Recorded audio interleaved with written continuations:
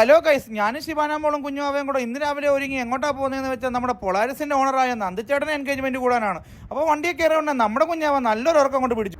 ഞങ്ങൾ ചെല്ലാൻ ഇച്ചിരി വൈകിയപ്പോഴേക്കും നമ്മുടെ മകതയുടെ സാരഥിയായ ശബരിച്ചേട്ടൻ നമ്മുടെ ചെക്കനെ എടുത്ത് അമ്പലത്തിന്റെ അവിടെ കയറ്റിയിട്ടു. നമുക്ക് നിൽക്കാൻ നേരമില്ലാത്തതുകൊണ്ട് ശിവാനാമോളെയും കുഞ്ഞുമാവയും എന്റെ സീറ്റിന്റെ തൊട്ട് പുറകെ ഞാൻ കയറ്റിയിരുത്തി. അത് കഴിഞ്ഞ് നമ്മുടെ ചെക്കനെ നമ്മളങ്ങ് സ്റ്റാർട്ടാക്കി.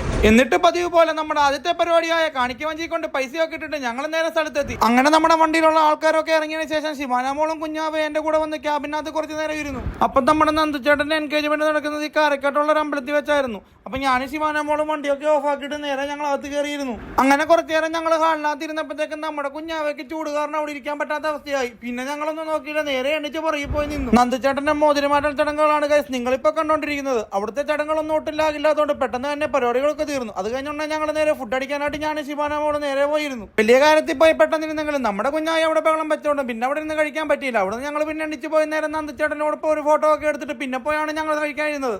അങ്ങനെ വേറെ നേരെ ഫുഡൊക്കെ അടിച്ചിട്ട് ഞാനും ശിവാനാമോളും കുഞ്ഞാവയും നമ്മുടെ ചങ്കായ ആരും കൂടെ നേരെ വണ്ടിക്ക് ഡീസൽ അടിക്കാനും വണ്ടി തിരിക്കാനായിട്ട് നേരെ വണ്ടി എടുത്തോണ്ട് അങ്ങോട്ട് പോയി. ശിവാനാമോളും കുഞ്ഞാവയും എൻ്റെ കൂടെ ബസ്സിൽ ആദ്യമായിട്ടാണ് യാത്ര ചെയ്യുന്നത്. ശിവാനാമോൾക്ക് എപ്പോഴാണ് മനസ്സിലായത് ക്യാബിനകത്തിരിക്കുന്ന വൈബ് എന്തുമാത്രമാണെന്നും അത്ര അടിപൊളിയാണെന്നും ശിവാനാമോൾ മനസ്സിലാക്കി. നമുക്ക് ആവശ്യത്തിനുള്ള ഡീസലൊക്കെ അടിച്ചിട്ട് വണ്ടിയൊക്കെ തിരിച്ചിട്ട് ഞാൻ വരുമ്പോഴും നേരെ വണ്ടി കൊണ്ട് നമ്മുടെ അമ്പലത്തിന്റെ പടിക്കെ കൊണ്ടിട്ടു. ആദ്യത്തെ ഒരു ട്രിപ്പ് നമ്മുടെ മകത ആൾക്കാരെ എടുത്തോണ്ട് പോയിരുന്നു. ഇനിയും കുറച്ച് പേര് മാത്രമേ നമ്മുടെ വണ്ടി കയറാവുള്ളൂ. ആ സമയം കൊണ്ട് നമ്മുടെ കുഞ്ഞാവ ക്യാബിനിൽ കിടന്ന് കുറെ കളിയും ചിരിയുമായിട്ട് ഞങ്ങൾ കുറെ നേരം അവിടെ അങ്ങനെ ഇരുന്നു.